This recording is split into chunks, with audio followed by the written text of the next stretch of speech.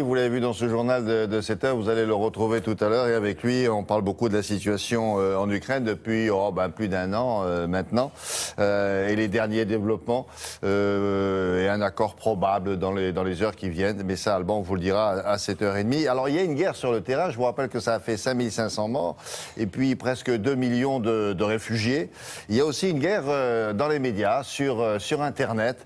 Et la question, vous allez voir, c'est est-ce que ça vous rappelle les années soviétiques avec une propagande à Moscou comme à Kiev. Et vous allez voir en quoi ce qui est dit sur Internet, Alban, rend la paix encore plus difficile.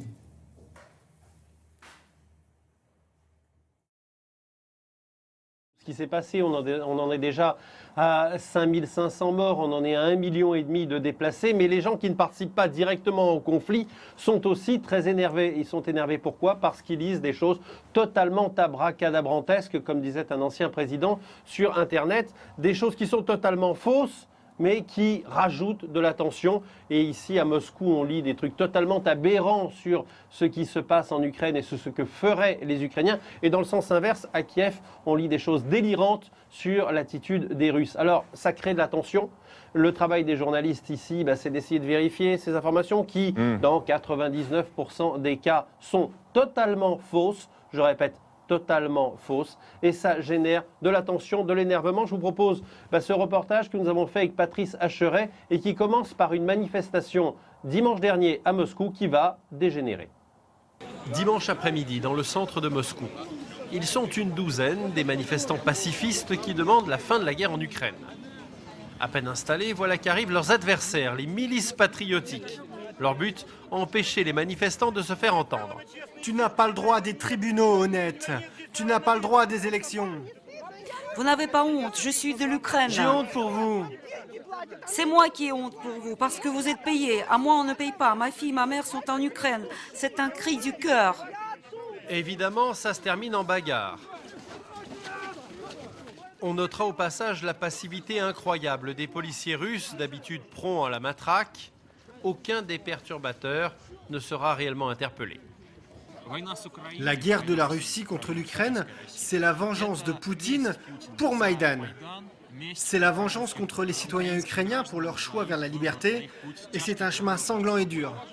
En Russie, on est donc pro ou anti-Poutine. Impossible de discuter de manière dépassionnée. Le coupable, c'est la télé, qui désinforme en permanence. Voyez ce document, soi-disant la preuve que l'avion de la Malaysian Airlines a été abattu par un chasseur ukrainien. Le trucage est grossier, l'avion est plus grand que la ville de Donetsk, le tir du missile contredit toutes les certitudes physiques, mais qu'importe, plus c'est gros et plus ça passe.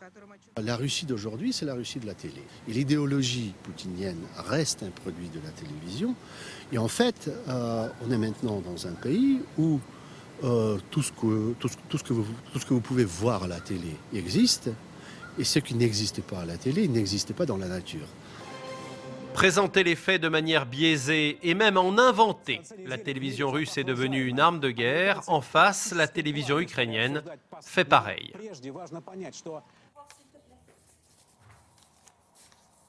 Merci Alban. On vous retrouve tout à l'heure, je suppose, parce que les choses vont peut-être s'accélérer. Je ne sais pas ce que vous en pensez.